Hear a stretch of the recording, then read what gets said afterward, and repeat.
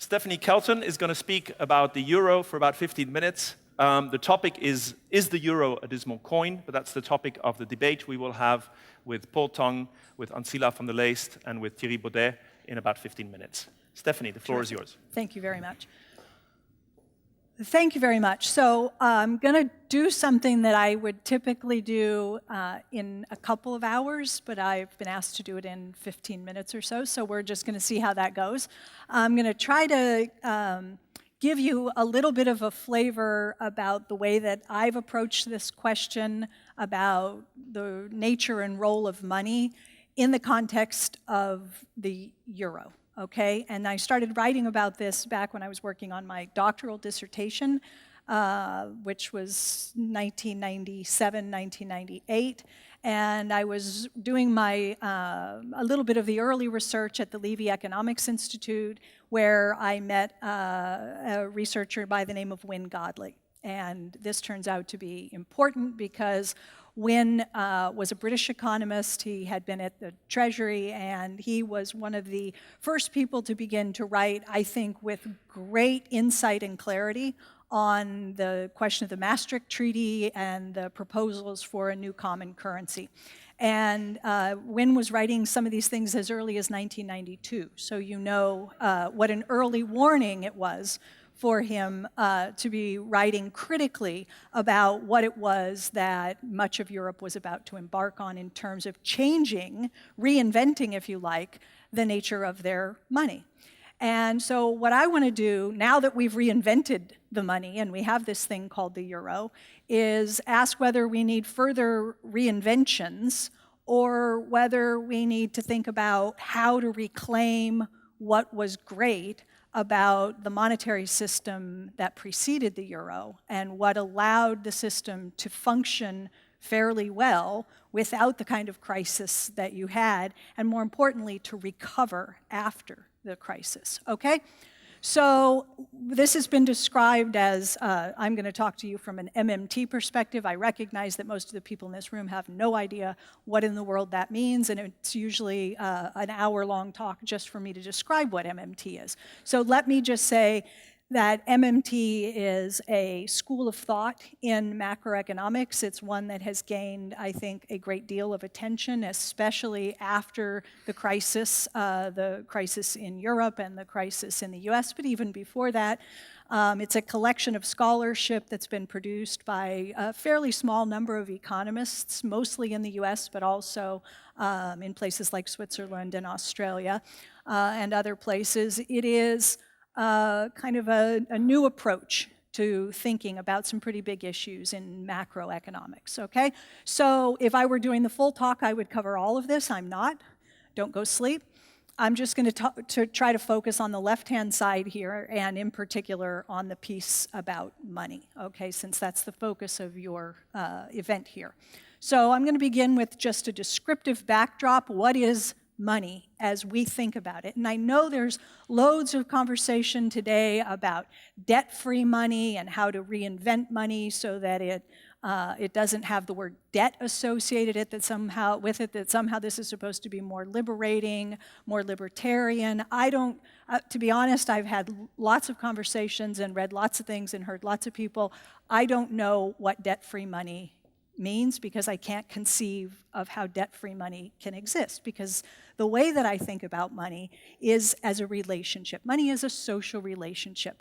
Money is by definition a balance sheet phenomenon, and balance sheets have two sides, and it takes two people, or a person and an institution, to create money.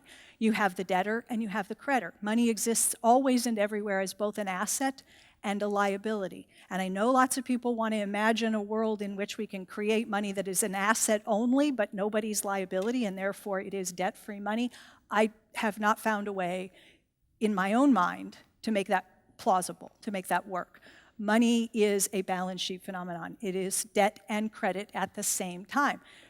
The neat thing about money, this is something Minsky said, is that anyone can create money. Any one of us can create money. The trick, as Minsky said, is to get it accepted. So if you like, anyone can create money, but not all money is created equal. some people's IOUs, their form of debt, is going to circulate more widely. It will be more widely acceptable, and it will be more liquid than other types of IOUs. This turns out to be important. And this is something you can trace all the way back to Aristotle and Nobel Prize-winning economist James Tobin and David Graeber in his big tome on the debt book, right, 5,000 years, and so forth. So an important insight for certain kinds of money, and here I'm talking about the kind of money that the state creates, is that there's an important relationship between the value of the state's money and its ability to impose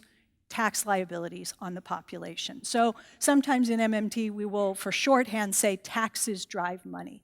There's something important going on between the state and the people who have obligations to the state, tax liabilities, that allows the state to spend its own otherwise worthless currency into the economy, into existence, and to move real resources from the private into the public domain, to get people working and producing in order to get this otherwise worthless piece of paper or electronic digit by virtue of the fact that the state says you must settle obligations to me in terms of this unit, okay? That it imbues that thing with value. And so I know that we are so accustomed to thinking about the government needing our money in order to spend.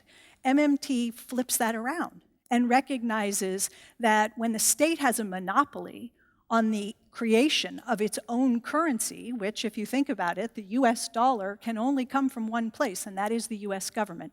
Nobody else can create the currency. The United States government retains for itself the exclusive right to create US dollars.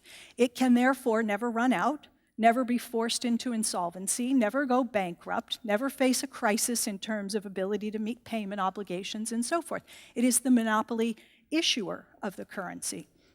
And so it is us, people with obligations to the state, payable in dollars, who need their money, not them who needs our money. Spending comes first. The government spends its money into existence and then reclaims a portion via what? Taxation or borrowing. But it can only tax or borrow what it has already spent into existence. And if it doesn't put more in, spend more into the economy, then it taxes or borrows. The rest of us can't walk around with any of the state's IOUs, okay? So there are some pretty fundamental things that we see in the MMT framework that other people tell a very different story, okay? The state issues a special kind of money. It's special because it is the only way to settle, as a final means of payment, debts denominated in US dollars. I could give you all kinds of examples, I just don't have the time.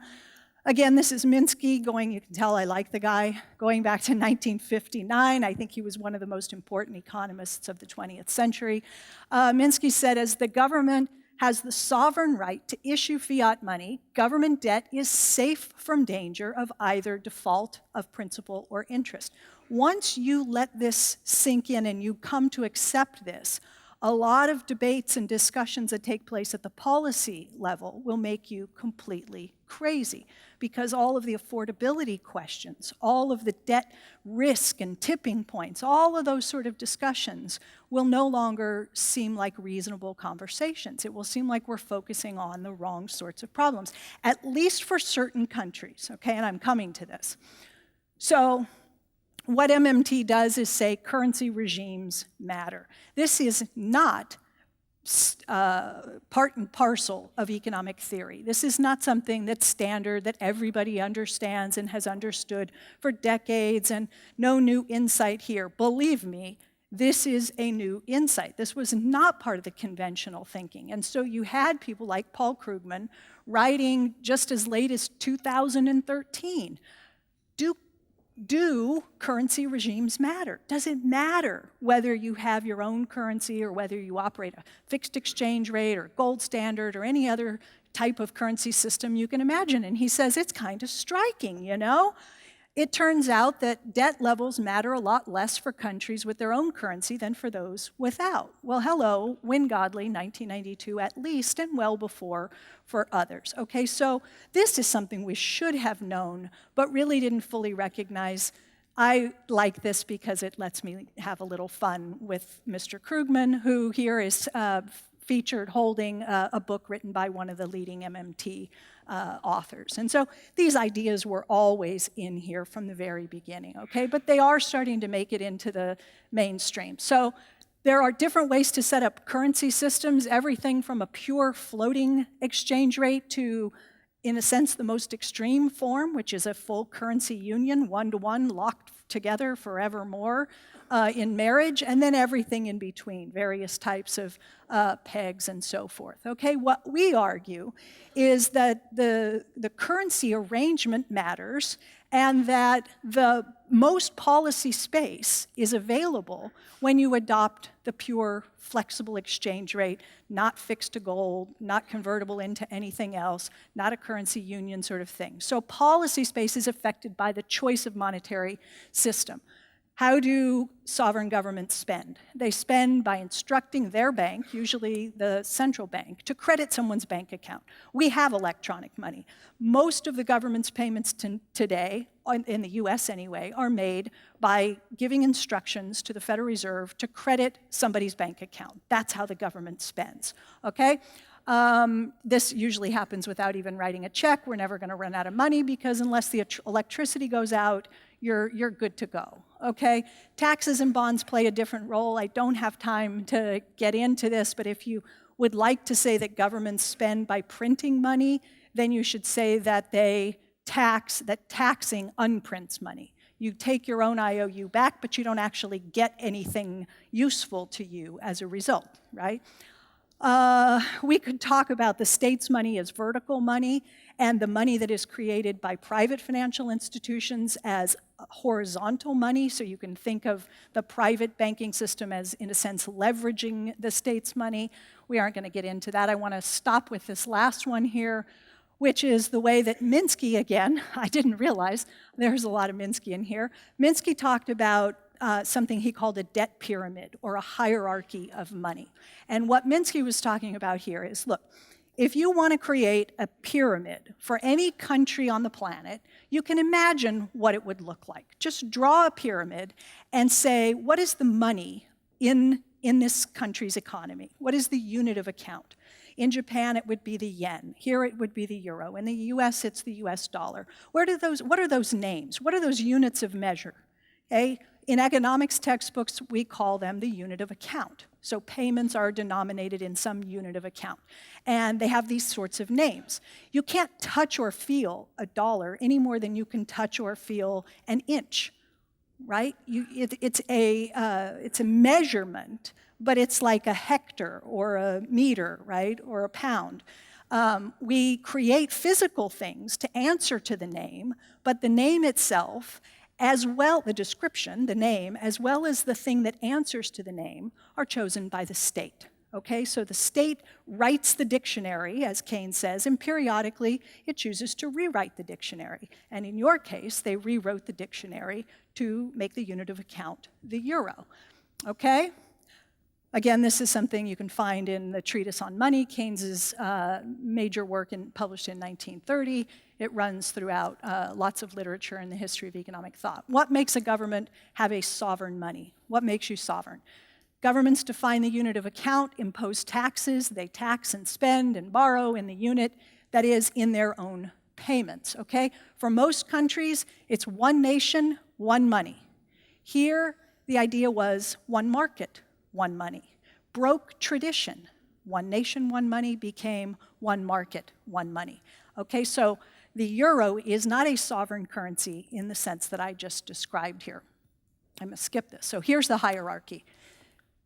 The thing that sits at the top is, in a way, the most important thing in the money pyramid. Okay? It is the thing that is the most acceptable and the thing that has the highest liquidity. It is the IOU whose issuer can use power in ways that other borrowers cannot use power, in ways that other creators of money do not have the power to do things. So let me try to elaborate on that.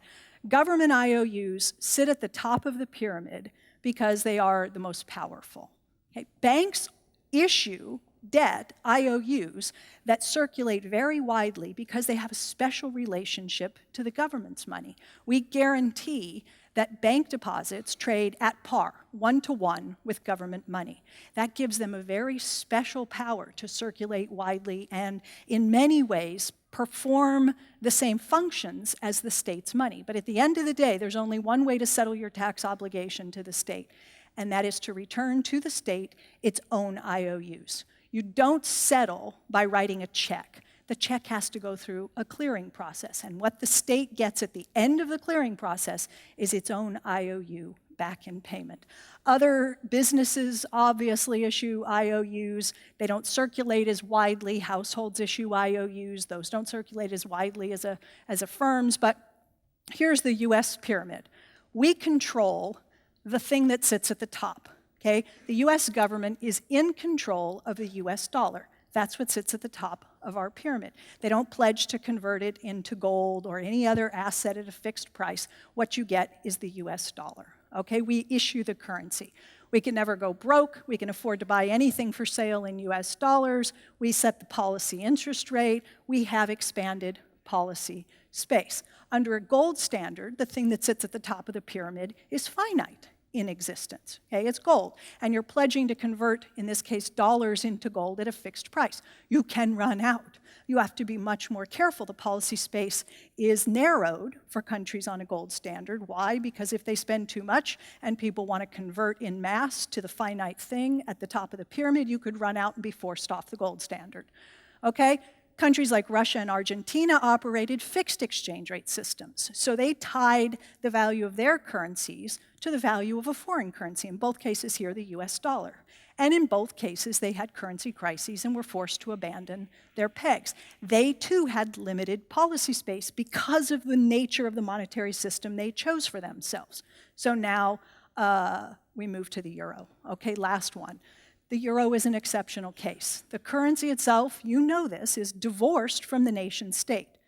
Okay? British pound, Japanese yen, US dollar, Netherlands euro, what's that? Holland euro.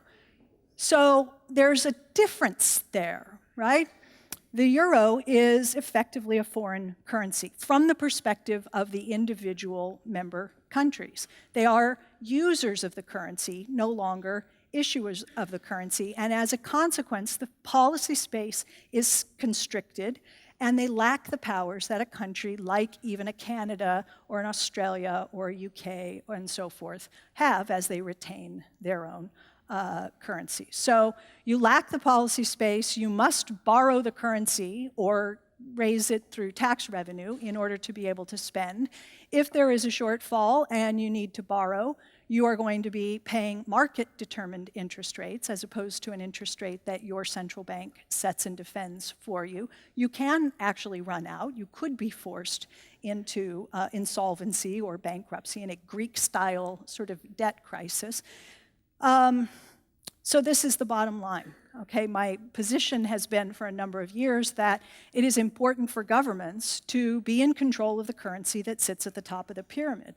Unless you're in control of the currency at the top of the pyramid, you will lack the power to keep the domestic economy on track, especially in times of crisis.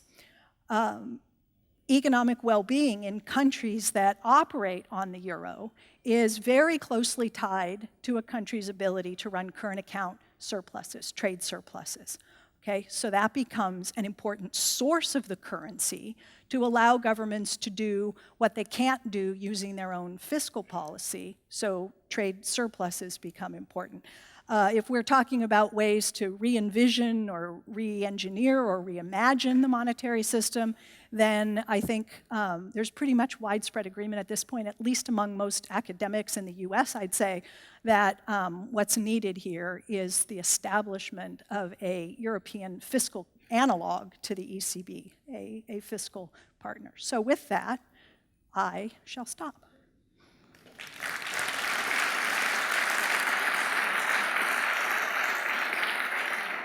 Stephanie, Yeah. so please sit here. Oh, you do? Here? Yes, you can have this one. That's like the hot seat. Thank you very much, Stephanie Kelton, for a very thought-provoking lecture. If I judge by the amount of whispering and shocked whispering that was going around my seat, you've certainly got started something. Touched a nerve? Yes, Okay. and we'd like you to help us in this Okay. kind of in this debate we're going to have about the future of the euro, from your perspective, and perhaps there will be some chances for questions to you. Very good. Could I call up to the stage Paul Tang, and Ancila van der Leest, and Thierry Baudet, and let me introduce them to you in a slightly more detailed way. Paul Tang is the leader of the Dutch Labour Party, the PvdA, in the European Parliament. He's also got a doctorate in economics, and he is the spokesperson for fiscal policy. He's interested in financial regulation, tax evasion, economic and monetary policy, and innovation.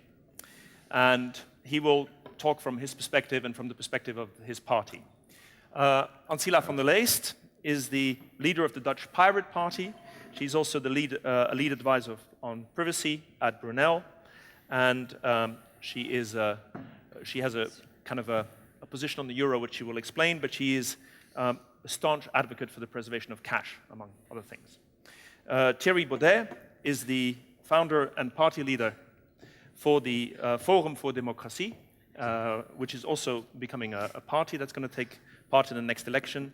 He's done research on law, on history, and on political philosophy. Many of you know him as one of the co-organizers of the Dutch-Ukraine European Union Association Agreement referendum, which we all voted on in March. And he is the author, among others, and this book is in English, The Significance of Borders, Why Representative Government and the Rule of Law Require Nation States. Good, so we have about half an hour for this talk, and let's start with putting our cards on the table. There's another expression in Dutch, but it's not as nice. And say, what was your position about the euro, and how do you think we should move forward with the euro? And Paul, I'll just start with you and move in this way, and perhaps your reasoning behind it as well. So the question is, what is exactly? Yes, what should happen to the euro moving forward? Oh, we have to choose one way or the other. And I think exactly, and that's also the message from Joe Stiglitz. Either choose for the common currency with common institutions, or you don't, and then you break down the euro. It's a matter of choice, and I don't think in Europe we have made a clear choice. Europe is very good at muddling through. But let me make one remark, what I think is important also in light of the discussions we had thus far. Yes. It's not just about the currency. It is about the financial sector. And the Scientific Council, Arnold Boot, wrote, the financial sector is dominant and short-sighted. That is the main issue that's at stake here. Because the financial sector is a threat to democracy. And is the financial sector and the question of the euro, are they separate or are they intertwined? I think they are intertwined, but you can't just say we have the currency and then all the problems are solved. On the contrary, there are many things that are, you could say, almost rotten and need to be thought through and they need to be repaired. But am I understanding you correctly that you're saying that in fact the problems in the financial sector are perhaps bigger than the problems in the euro? Or absolutely, absolutely. Okay, so they're part of the thing. Yeah. And when you say because this is laying some of your cards on the table, but some of them still kind of face down. When you say we have to choose in terms of the euro, what choice do you think we should make of the alternatives that Stiglitz proposes, for example? No, I think, like I said, if you have a common currency, you need common institutions. And that means, in the case of the euro, we need to de-link banks and countries. It's very obvious. We tried to create a banking union. We have created two pillars, but forgot the third. Right. Meaning that we still have a linkage, so the Italian banks can still bring the Italian government in trouble and still bring the euro in trouble. That's one. And but what we also need, and I was happy that Stephanie said that also, we also need fiscal policy. What we have seen in Europe is pro-cyclical fiscal policies. Other words for that are austerity policies, but the effect is the same. It means that when there is a shock to the system, we do not try to cushion the shocks, but rather amplify the shocks. And the people that pay the price are the ones that end up unemployed. They pay the price for that. Paul, I don't have so much experience being on stage with politicians, I now realize, because you're giving me a little bit more of the answer, and you're answering another question which I think is very important, very interesting. But still, okay, so if we create then a banking union, then that's what we should do, and we should keep the euro and create a banking union. I thought as a philosopher you would like to say, well, it's not a very simple answer, it's just in or out, because that would be too easy. Yes. And I don't think this audience believes that. Because what we are discussing here, what I find fascinating here, why I think this is a good discussion, we're discussing systems here. And how fragile they can become. And there is not one measure that we can do. I don't believe in that sense there's a... So you actually believe there is a choice for us? We could move there is one a choice forward, of us, or we could move but another it's way. not saying it's this one thing that we need to do. I mentioned just two of the things, but I would add the third thing, because if you talk about the financial sector, what we need is, so I said, delinking countries and banks. You need anti-cyclical budgetary policies, but you also need buffers. Higher buffers for banks, but not only for banks, also for ordinary capital. We have way too high leverage and making companies, and especially banks, very vulnerable, making us vulnerable. And then once again, this is a threat to democracy. Because I was the witness on the first row when in the second half of 2008, the financial crisis broke out, the credit crisis. Banks were falling apart. They had to be rescued by politicians. Then you are in real trouble, right? Then you are in real trouble. You have to be rescued by politicians. To rescue you. No, but what I'm really, going to stand on this side, so I don't always block your view. But the point is, I was in national parliament, and we had no options but to. And people, Arnold Boot referred to this earlier, that in a rural area, 2,500 people came up. I had similar experience. Why did you do that? And in fact, the only answer is we had no alternative. There is no alternative. And I went into politics to make choices. I believe in democracy because we fight, we do not agree. But in the end of the day, that's our way to make collective choices. Right. And that system and the democracy was put out of play. Great. Thank you very much. So, sorry, you're going to have to ask the questions and write them on cards because those people are already going to have a lot to talk about. Ancila, could you tell us a little bit what your position is on the euro or on the financial system and how you think we should move forward? Well, I can assure you I'm not an experienced politician, so that's out of the window. It's very interesting what's going on here because we're here with a room full of people who see the financial system, who see the economic system, and who really realize there's something wrong and we need to reinvent it. The system is no longer here to serve the people, and the politicians who were there at the time when it started breaking down, they didn't really step up to do anything about it.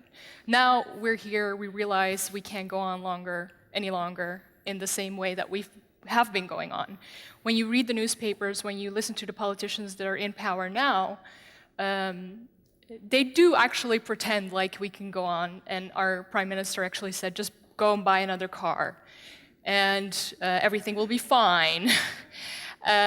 Just this week, I read in the newspaper that somebody said, why do we even have, why do the Netherlands actually have all this gold? Shouldn't we just sell it? Because gold is a backup plan. It's only when in a crisis that you need it, and obviously we're not in a crisis, so let's just sell it all and just buy some land. Right. So there's different, and specifically about the euro then, because we've heard that there's a fundamental problem, right, yeah. with the country losing its sovereign right to get its taxes paid in its own money that it controls. I think if I summarize the last slide, do you think there is a fundamental problem with the sovereignty of the euro, and what does your party think about? Absolutely, I think that's pretty clear. And now we're in a really difficult position where we can't go back. We can't go back to the guilder. We can't go back to where we came from. We passed that point already. We can't. We cannot. No, yes. Obviously we can't. We also can't continue to go on like this any longer. There was already an emergency plan in 2012 for when the euro would collapse. This is something that not many people realize, but high up in the financial economic sector and in politics, this is a realization that's very deep. You have access to some leaked documents about this? It doesn't actually have to be leaked. Like if you listen to politicians who are on the verge of going into their pension, they actually tell. Sorry, they actually say this out loud, right. But not when they're in the spotlight. And so, how would you ideally have us move forward? What should we do in the next, say, 4 years, in the next kind of election cycle? What should the Dutch government, or what should a country that's part of the euro and the European Monetary Union at the moment, what should it do? Ideally, you want to not go into extremes. So you don't want to just stop everything and go back to where we came from. That's not a realistic standpoint. We can't go on like we've been going on for any longer. So ideally, I would like to see that we are going to work on being realistic in the situation that we are now. That is already a difficult thing to do for many people and for politics.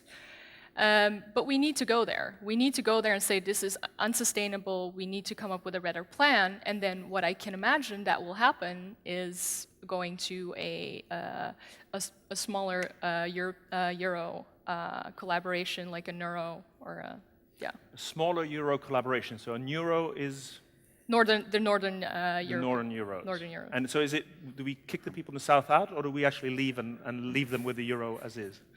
We really fucked up there. We really fucked up there, and we're going to need to help them. That's my, I'm a little bit altruistic in that point of view, where I'm like, well, we set these people up. Right. And I think most people in this audience realize that. And so that's one of the scenarios of Stiglitz. Actually, the strongest countries, Germany, Holland, Finland, would leave and set up their own stronger euro, so that their economies and the way they run their economies don't disadvantage the other countries. We're going to have to split up to a certain point of view. Otherwise, the boat as a whole is going to sink. Okay. That is very clear. That's a wonderful line. Stephanie, Thierry gets first, but then I'm going to ask you to comment on all three of those, just from the perspective of the last few slides. Thierry, what is your position? Yes, well, my position is very simple. Either we have to accept that being in the euro currency, we have to be in a political union in Europe with massive transfers of wealth from the north to the south, a monetary scheme that is suboptimal to all participants, because the interest rate that is set and the monetary policies from the central bank are never going to be in the interest of all the different countries, because they have different economic business cycles. Or we're going to have to accept that we need to dismantle the euro and retrieve our own national currency. I think the second option is better, both economically and democratically. Therefore, I'm in favor of dismantling the euro and going back to national currencies. I don't think there's a serious argument in favor of the euro, actually. I think it's fantastically utopian and that it's not realistic. That's an argument in favor, right? Yes, no, exactly. Utopian, I think that's great. Fantastically utopian. Why is that an argument against the euro? Cool. Yes. Sorry. We're working on it. We're bringing it close. I meant to say a serious argument in favor of the euro. I guess it's an argument in general, but I don't think there's a serious argument in favor of the euro, neither economically nor from a political or democratic perspective. So I think the conclusion should be this is a program. The euro is a political program, not an economic program. The decision to adopt the euro was never an economic decision. There was no economic rationale behind it. It was a political plan to force us into political union. And once we realized that we're not going to live in a political union, both because the people of Europe do not want it, both because it's not good for our economy, and because it's fundamentally anti-democratic, because you can only have a functioning democracy within a nation state. We have to draw the necessary conclusion, which is that we should stop with this monetary project. Great. I'm not going to, Paul, you can react after, Stephanie, just so that we get it. But just then the last question, because you say you're against it, I think you say there's a choice, but we should step out, but you want to do that through a referendum, right? Because you don't actually want to make the decision yourself as the government. Yes, well, I think referendums in general are very good instruments. I think one of the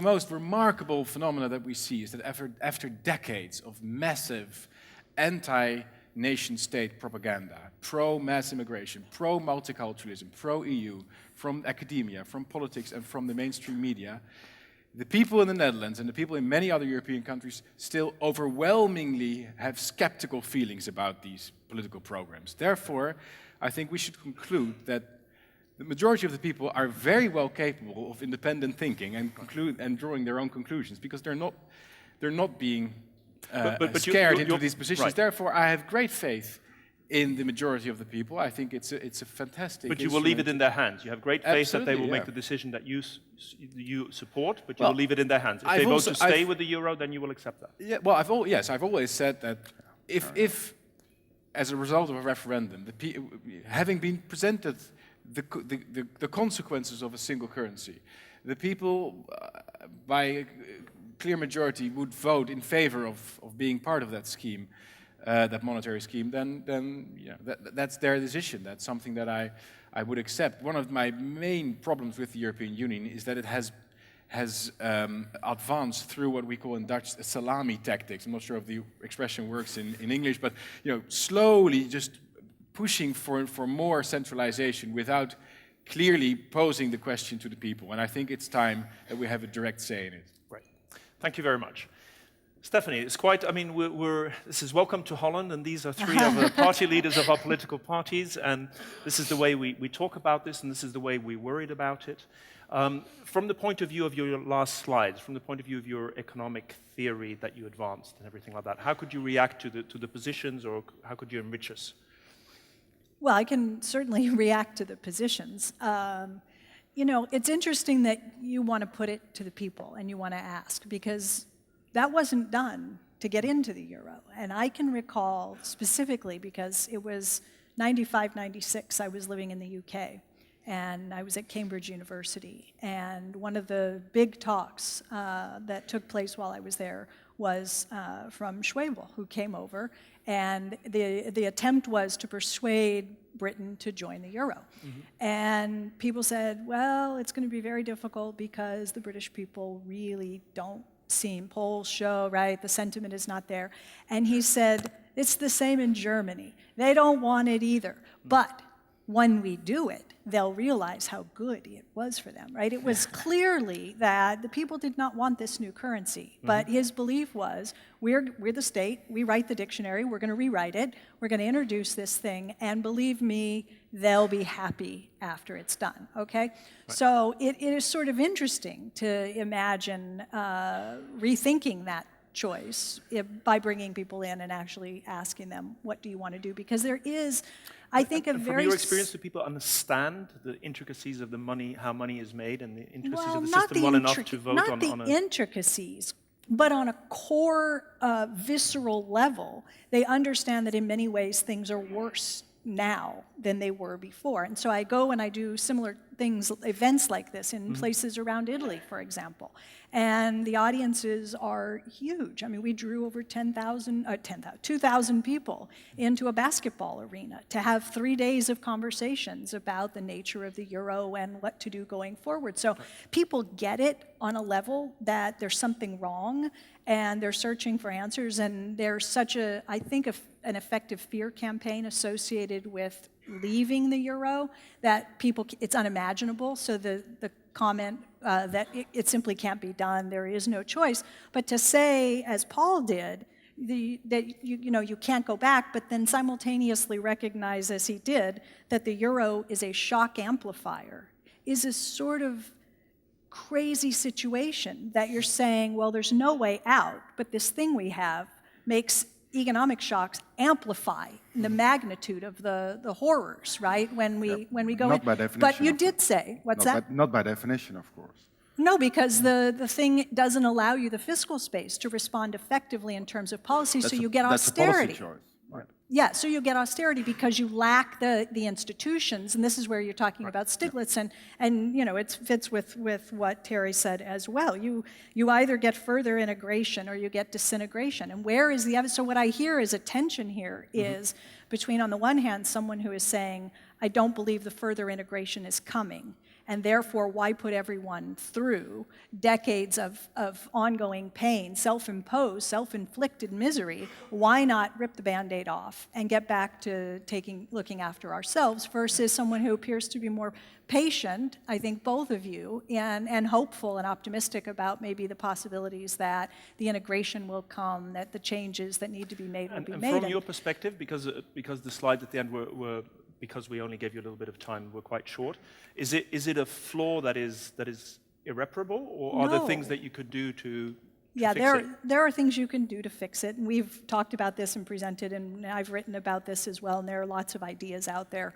And what do they require? Political will? Do they require? Well, of course, yes, they require political will, and they require creating through some sort of an institutional reform the conditions that allow governments to respond the way that they need to respond in times of crisis, so that you don't get this crisis amplifying macroeconomic policy where you're pouring, gasoline on, or whatever the phrase is, on an oil fire and blowing the whole thing up. And all we agreed, or is there a consensus that all these solutions would mean further integration of something? Yeah, of either a banking union or of fund transfers? It's a political arrangement. The euro itself is a political arrangement, and it requires a political solution. And so the problem I'm hearing is there the political will to do that? And if one does not believe that that is forthcoming in anything like the near future, then I think conversations, turn very real very quickly.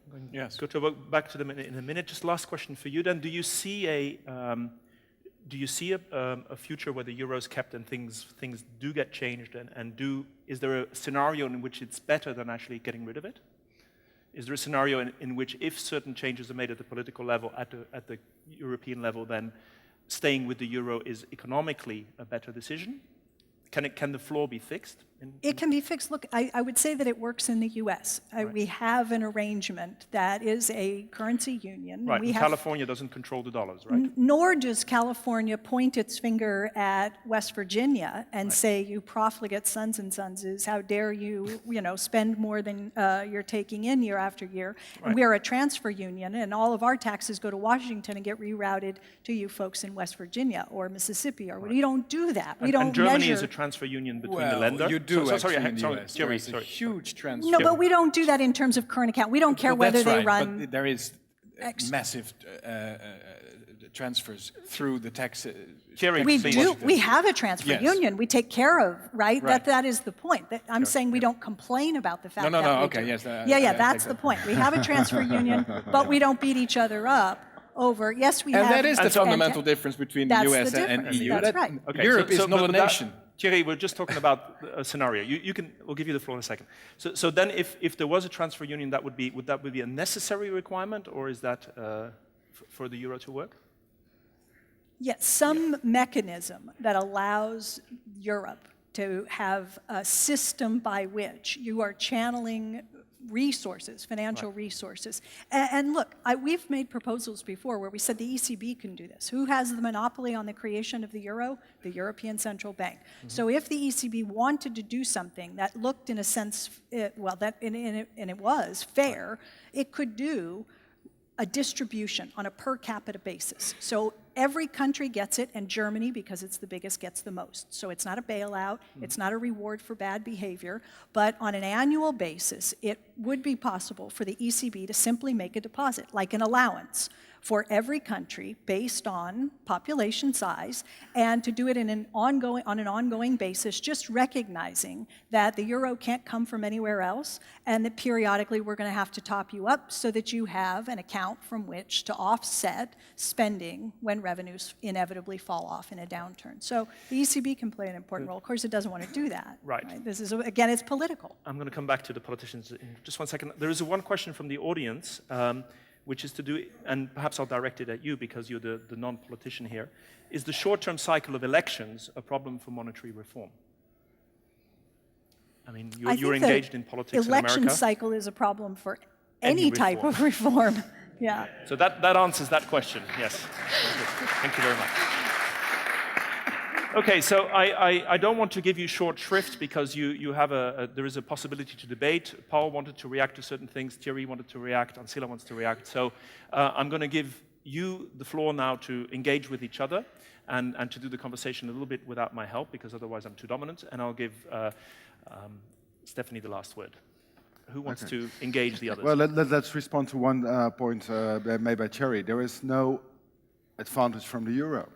And it was a bit on the slide, the last slide of Stephanie. It was the idea that floating currency are the best. And I don't agree with that totally. Because I've been trained as an economist, and I read a vast literature on the problems of decentralized currencies. The whole idea of back at our neighbor policy comes from floating currencies, where countries try to make money cheap, devaluate their currency, and to gain traction. That was the whole problem in the 30s. So the idea behind the euro was give room to the real economy, to companies and firms that want to trade with each other, and keep the financial sector at the bay, keep it at a distance. And the driving force behind that was in fact George Soros, who speculated against the pound, broke the system. And that was the push for the euro. It should have kept, and that's why the euro is a disappointment also, it should have kept the financial sector at a bay. It should have had the speculators and speculation out and give the advantage to real companies and their employers. That was the idea. That in itself is not a bad idea. It was better than it was in the 30s, where every country was trying to compete with itself. It failed, because in my perception, it was not exchange rate speculation. No, it was speculation in housing mortgages. But it was still speculation that led to the disaster in the euro area. And of course, one example of the back at our neighbor policy, Stephanie, is of course the attitude of the Americans here. Hey, it's our dollar and your problem. That's always been the attitude of the US here. In a decentralized system of currency, that is what happens. So what you try to do with a common currency is come to a coordinated response, giving room to the real economy and keep the financial sector at bay. Did it work? No. Not good enough, in my point of view. But that's why I said the real threat to us is not the currency, but the fact that we don't have a good response to the financial sector. And that's why I think the report by Arnold Boot from the Scientific Council is very important, because it shows again how we can find a rebalance and make the financial sector less dominant and give society the position it deserves. Okay, thank you. Who would like to react? I just thought maybe it's relevant to make to follow up on the comparison with the United States, because apart from a higher feeling of continental solidarity that exists in North America and doesn't exist in Europe, there are also, I think, two structural differences between Europe and the US that we should take into account. And the first is the amount of money that's being spent by the central government to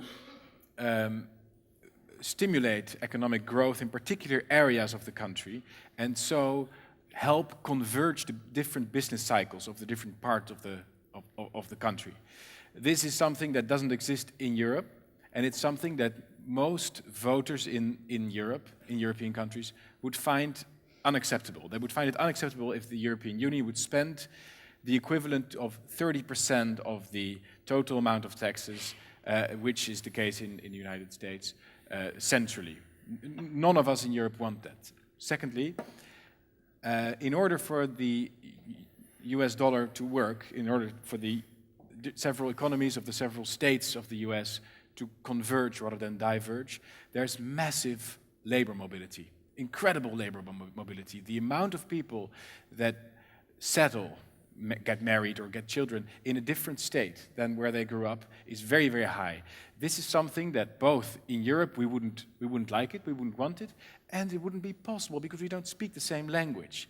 Therefore, labor mobility will remain much, much lower than it is or can ever be in the US. Can I agree with you, for all those Jerry? reasons, just to wrap up, just to finish, for all those several reasons, it's always difficult to get him. But do stand a bit closer to each other. You can have a debate. I'm not going to stand between you. Just wrap it up. One sentence. There's another camera there.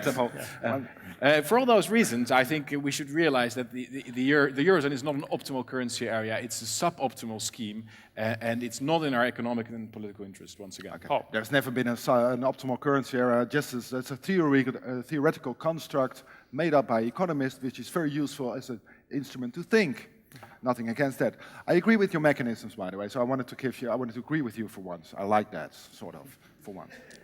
And is there I think there are two ways there is need. You need a reinsurance at the EU level and labor mobility. There are two differences, but just the numbers are wrong. There's a study by the IMF on a rainy day funds that doesn't say you need 30%. You need at most 1.5% because you do reinsurance. So, and 1.5% is not that big a number. Right, you're talking about the currency transfers. I think he's talking about the budget of the American government. Exactly. No, but it's the same mechanism studied by the IMF and so coming up with a, well, it's 20% lower, Thierry. That's the point. The US federal, the federal budget is 30%. I understand the US situation. I'm just referring to the IMF that made a study that it's 20% lower. So what you do in a sense is reinsurance. That's what you do. You don't. That doesn't mean you have permanent transfers one way or the other. It's just an insurance. When you're in bad times, you get, and when you're in good times, you pay. That's can I ask, as in a naive way? I was born in Bavaria, so don't hold it against me. But the Bavarians are complaining a lot now because all of their money in Germany is going to Berlin, and the lazy Berliners are kind of having fun with our money. And they're all upset. And if you put it to the vote to the Bavarians, they would say, no, and enough of these transfers, right? But people point out to the Bavarian that 25 years ago, they were poor farmers before they made all the BMWs, and the money came from Hamburg and the other rural areas and the coal-producing area. And my guess is that 20 years from now, Berlin, with all the startups, will be making most of the money and be sending money to different parts of Germany. So, is asking the people whether they support currency transfers or solidarity transfers really something we want to do? Probably they won't want to. But is it something that in the long term makes the economy of a state, whether it's Germany or a group of states or a continent that is a United States, is there something that makes the common currency that makes it stronger? That's why people do it. Otherwise, you could have just different currencies in Germany. But this is where you could have, of course, you could have. But what you point out to is that we don't know on which side we are on, and we don't know. We have the situation where Germany was the sick man of Europe. It was not that long ago. Right. It was the situation that Japan almost took over the US, and the US was worried about the rise of Japan. Long ago, but it was the worry. So we see, of course, ups and downs, and we have also seen that in our country. We were once the poster boy with our polder model, and, well, then it started to change, right? Right. So, Ancila, do you have something you want to add before I give the last word to Stephanie? I think it's completely unrealistic the size that Holland is. We are so tiny to not collaborate with the countries around us is not going to be a possibility. I think Mr. Baudet's ideas of just cutting everything and everyone off and just taking care of ourselves in that regard is a little bit either too optimistic or too fatalistic. I'm not sure which one of the two it is. Maybe both. Possibly. And on the other side, I agree with most of the things you say, but yet again, I don't see the current politicians doing much about the situation that we're in right now, and I'm not really hearing much proposition from the PvdA to really solve the mess that we're in right now. No, but can I that was one of the questions from the audience. No. This talk is going on for 8 years now. When will something change? So but can I react to that? There is a political choice to be made, and of course you can now vote on Thierry Baudet. He's turned to politician, so you can vote on him. You can vote on me too? You can vote on Ancila. Hello. No, sorry, I wasn't. But that makes a huge difference. What we have seen, why there hasn't been much change, and what I see also in the European Parliament, is there is a right-wing parties that are very sensitive to the lobby. Their reasoning is very simple. Oh, well, what's good for banks is good for the economy, is good for us. That's the problem. And if we have less government, we pay less taxes, that's good for companies, that's good for us.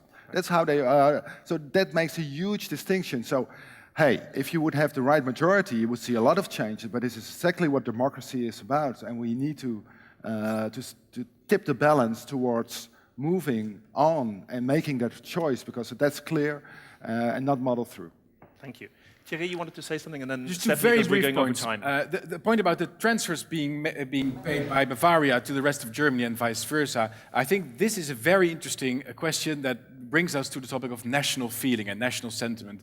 Most Germans, even though they might be annoyed about the transfers of money, still are happy to live in the same nation state. If you would ask the same question to the Flemish people in Belgium, for example, you would get quite a different answer, or from the Catalans in Spain. Therefore, apparently, we must conclude that national feeling and national sentiments still play a very important role in the imagination of people, and I think we should pay much more attention to it than people in the Europhile department of the political thought tend to do. Secondly, quickly, responding to Ancilla's point, we have all the populists in the Euro Parliament. There is nobody I don't think in this discussion who wants to cut off the relations with other countries. Nobody is against cooperation, free cooperation, trade, discussions, doing things together with other countries. I'm all for it. The question is, how do we best shape those forms of cooperation? And I think that the euro currency is not helping us to work together, but it's keeping us from working together because it puts us all in this straitjacket that is not effective and not working for us at all. Thank you very much. You still get a word. It's okay. So, thank you very much, Paul Tong, Ancilla van der Leest, Thierry Baudet. Stephanie, could you take us home just in 1 minute? Is there something you want to add Well, as the guest? I will ask Terry a question, because he said that in the US there is a higher feeling of solidarity, and I was just wondering whether you have CNN here. Yes. I know that the Because we've American gotten presidential kind of elections crazy. are very... Yeah, it's sort of funny. I was making a joke. Well, a couple of people invoke the name George Soros. I would say that when it comes to the fixed versus flexible exchange rate thing, speculators always attack fixed exchange rate systems because they're betting whether or not the peg can hold. And this is what speculators love. It's not floating exchange rates. And what you have now is the ultimate form of fixed exchange rate system, one-to-one for all of you. And yes, it floats against other world currencies, but the idea that this somehow mitigates the beggar thy neighbor tendencies, I mean, they've just amplified tremendously here. Tremendously. And just in the last 4 years or so, there's been a great reversal of nations that were operating with current account deficits, trade deficits, that have either all but eliminated or reversed into surplus territory. How have they done it? Well, you can't devalue your currency, so what do? You devalue your people. And so you have this incredible race to the bottom with labor market reforms and wage repression and pension reform and all the other sorts of things, where the goal is for everybody to become more German. And what that means is everybody has to net export their way to success.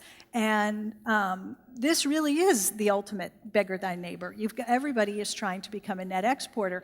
And I would just add one thing. The famous Polish economist Michael Kalecki recognized many, many decades ago that a government budget deficit is, in essence, an artificial trade surplus. And if you can't achieve trade surpluses in your country, what you used to be able to do was run a budget deficit, which amounts to the same thing in terms of the monetary impact. And because of the euro, you can't do that. And so current account surpluses really are the end game here now. Thank you. We have to stop here. Thank you very much. Sorry. Thank you very much.